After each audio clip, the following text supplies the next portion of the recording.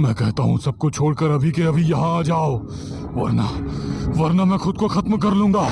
विक्रम के कहते ही पिशाच उसके सामने आकर खड़ा हो गया और बोला, तू ऐसा नहीं कर सकता, मैं मेरा काम किए बिना नहीं जाऊंगा, तू ऐसा नहीं कर सकता।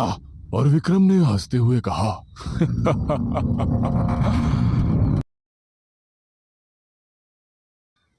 आधी रात के करीब शहर से कुछ दूर बने बड़े से शमशान के दरवाजे पर एक चमकती हुई कार आकर रुकी और कार से उतरा एक जवान लड़का जिसने अपने हुडी वाले जैकेट से अपने चेहरे को छिपा रखा था और वो चारों तरफ देखता हुआ शमशान की तरफ अपने कदम बढ़ाने लगा। शायद उसे रात के इस वक्त शमशान की मनहूसियत से डर लग रहा था। अजीब अजीब सी आवाजें चारों तरफ गूंज रही थी और दिन में हरे भरे दिखने वाले पेड़ पौधे भी डरावने लग रहे थे।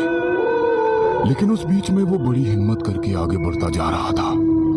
जैसे ही वो शमशान के बीच पहुंचा, चारों तरफ जल रही चिताओं के बीच में उसने एक तांत्रिक को बैठा देखा जो मानव की खोपड़ी में बड़े ही आराम से कुछ खा रहा था। ये देखकर वो लड़का एक बार के लिए तो रुक गया, लेकिन उसने अपना हुड नीचे किया और उसकी शक्ल सामने आई। यह लड़का शहर के जाने माने बिजनेसमैन सेठ राघव का छोटा बेटा विक्रम था। लेकिन भला एक बिजनेसमैन के बेटे को ऐसी जगह आने की क्या जरूरत पड़ी? विक्रम हाथ जोड़कर उस तांत्रिक के पास बैठ गया और तांत्रिक ने बिना विक्रम की तरफ देखते हुए ही कहा, आ गया तू? मुझे पता था तू जरूर आएगा। मैंने जो सामान मंगवाया था वो ले आया? हाँ महाराज, मैं ले आया हूँ। और तांत्रिक को देता हुआ बोला, इसमें घर के सभी सदस्यों के बाल है। वो तांत्रिक विक्रम के हाथ से वो पोटली लेता हुआ बोला, आखिर तू ये सब क्यों करना चाहता है? देख, इसमें खतरा बहुत है, अभी भी संभल जा। आप शायद जानते नहीं मैं कौन हूँ। मैं नहीं चाहता मेरी करोड़ों की प्रॉपर्टी के हिस्से हो। मैं सबसे ज्यादा मेहनत करता हूँ बिजनेस को बढ़ाने के लिए। मेरे दोनों भाई तो अपने परिवार के साथ मौज मस्ती में ही लगे रहते हैं, तो भला मैं क्यों कोई भी हिस्सा दूं? हाँ, पूरी प्रॉपर्टी का इकलौता वारिस मुझे ही बनना है। आप तो बस कुछ भी करके ऐसा कर दीजिए कि मेरे दोनों भाई खुद ब खुद मेरे रास्ते से हट जाए और सारी प्रॉपर्टी मेरी हो जाए। विक्रम की बात सुनकर तांत्रिक की आंखें चमकने लगी। उसकी आंखों में लालच साफ साफ दिख रहा था। तांत्रिक मुस्कुराता हुआ बोला, ठीक है, तेरा काम हो जाएगा। फिर तांत्रिक उठकर एक चिता के पास गया और उसके धड़कते हुए आग में उस पोटली को फेंकता हुआ जोर जोर से कोई मंत्र पढ़ने लगा। थोड़ी ही देर बाद वहां काले काले बादल छा गए और जोर से बारिश शुरू हो गई। जो चिताएं जल रही थी वो सब बुझ गई और आधे अधूरे जले लाश की बदबू फैल गई। विक्रम घबराहट से बोला, महाराज, ये क्या हुआ? जा, तेरा काम हो गया है, अब तू घर चला जा। तेरे साथ ही मेरा गुलाम जाएगा और तेरा काम करेगा। जा। विक्रम बिना कुछ बोले चुपचाप उठा और उल्टे पैर वहां से लौट गया। लेकिन वो अकेला नहीं जा रहा था। उसके पीछे पीछे एक बड़ा भयानक सा काला साया चल रहा था जिसे विक्रम उस वक्त नहीं देख पा रहा था। उन दोनों के वहां से निकलते ही तांत्रिक जोर जोर से हंसने लगा। विक्रम वापस घर आकर चुपचाप अपने कमरे में जाकर सो गया। तभी थोड़ी देर बाद उसकी बड़ी भाभी की चीख की आवाज सुनाई दी और घर में सब उठ गए और चारों तरफ लाइट जलने से रोशनी हो गई। सब भागकर बड़ी भाभी के कमरे की तरफ आए तो देखा कि बड़ी भाभी खून से लथपथ जमीन पर पड़ी तड़प रही है। यह देखकर विक्रम पहले तो घबरा गया, लेकिन बाद में समझ गया कि क्या हुआ है। वो ऊपर से दिखावा करते हुए बोला, ये क्या हो गया भाभी को? और इससे पहले कि उसकी भाभी कुछ बोलती, उसने अपना दम तोड़ दिया। किसी को समझ नहीं आया कि अचानक से क्या हुआ और बड़ी भाभी की मौत एक रहस्यमयी घटना बनकर रह गई। घर में सब शोक में डूबे हुए थे। बड़ी भाभी की मौत को अभी कुछ ही दिन हुए थे कि एक दिन विक्रम के पिता सेठ राघव रात के खाने के बाद बाहर बगीचे में टहल रहे थे।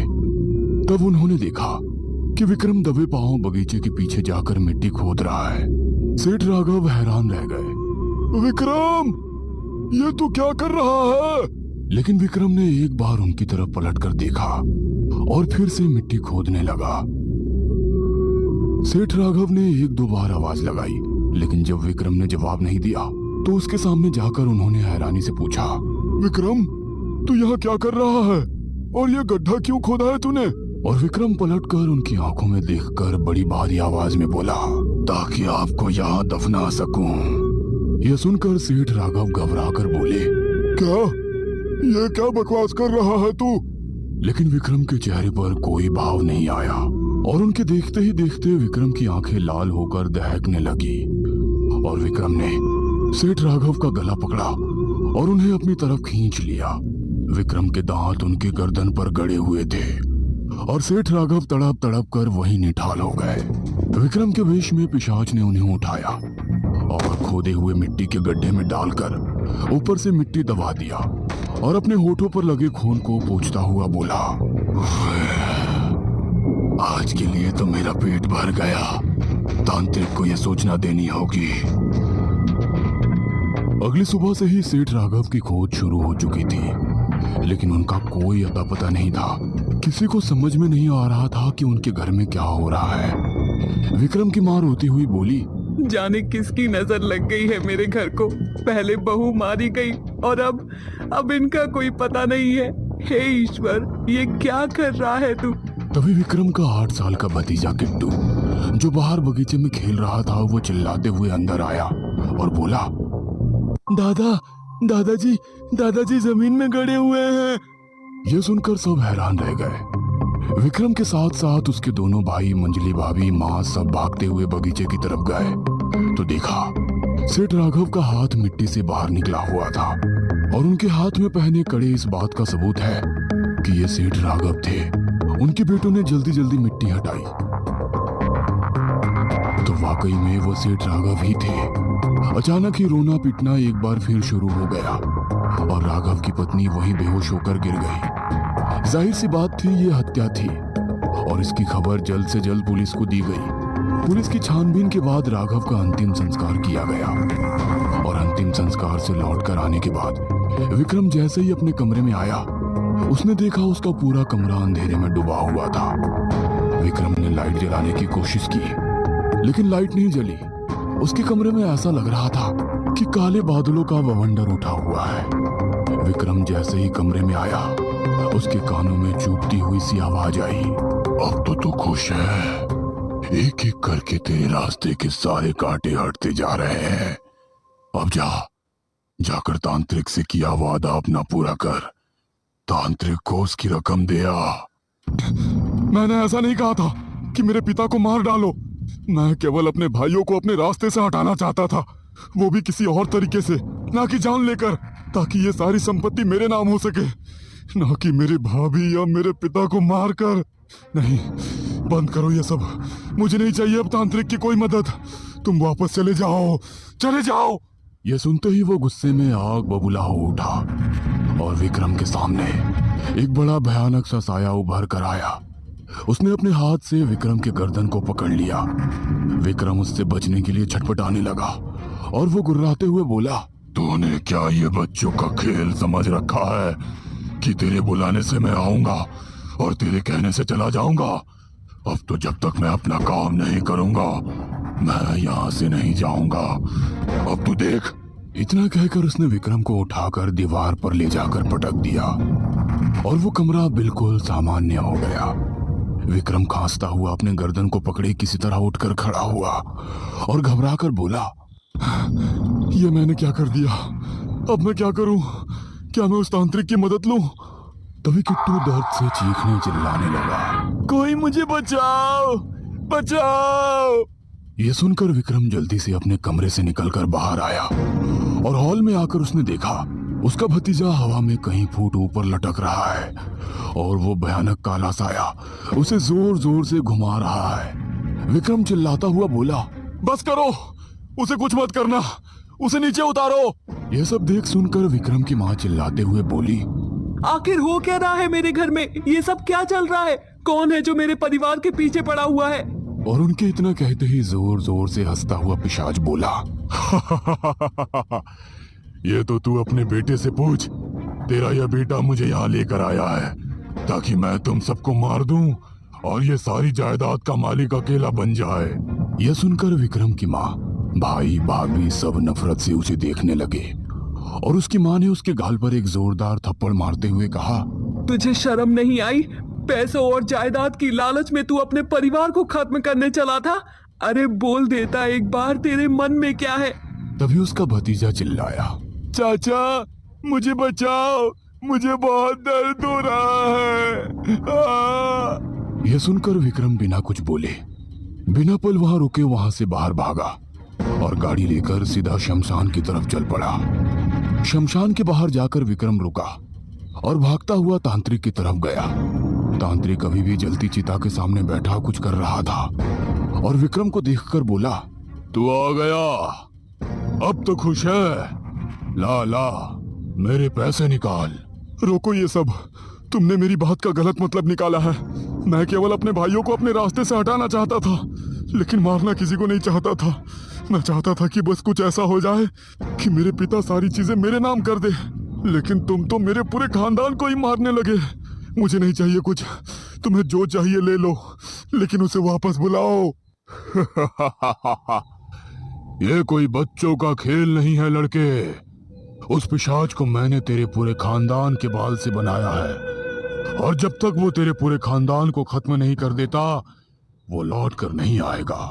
लेकिन हाँ, अगर तुझे उसे रोकना है तो उसका एक ही उपाय है। सबसे पहले तुझे मरना होगा, क्योंकि तेरे ही साथ उसने उस घर में कदम रखा है। तो जब तक तू जिंदा है वो वहां से कहीं नहीं जाएगा। मैं जानता हूं तेरे जैसा लालची इंसान अपनी जान तो कभी नहीं देगा, तो बेहतर है सबको मर जाने दे, और फिर सारी जायदाद हम दोनों आपस में बांट लेंगे। यह सुनकर विक्रम के पैरों तले जमीन खिसक गई। इस तांत्रिक ने उसे बहुत ही धूर्तता के साथ ठगा था। विक्रम को समझ नहीं आ रहा था कि आखिर वो क्या करे कि अपने परिवार को बचा सके, और बिना कुछ बोले वो वहां से भागा और अपने घर वापस लौट आया। घर आते ही उसने देखा उसका भतीजा जमीन पर पड़ा तड़प रहा है और घर के बाकी सदस्यों का कोई अता पता नहीं था। बस घर के हर कोने से चीखने चिल्लाने की आवाज गूंजती। विक्रम अपने भतीजे के पास जाकर बोला, किट्टू बाकी सब कहाँ है? किट्टू जो बहुत घायल था वो किसी तरह बोला, सबको ले गया, सबको ले गया, वो किसी को नहीं छोड़ेगा, किसी को नहीं छोड़ेगा। चाचू आप बहुत बुरे हैं। अपने भतीजे के मुंह से यह सुनना विक्रम के लिए बर्दाश्त के बाहर हो गया था, क्योंकि बाकी सबसे उसकी कितनी भी नाराजगी थी, लेकिन अपने भतीजे से उसे बहुत प्यार था। और अब विक्रम ने सोच लिया था कि उसे क्या करना है, और वो खड़ा होकर चिल्लाया, मैं जान गया हूं तू कैसे खत्म होगा और कैसे जाएगा। बस अब बहुत हुआ।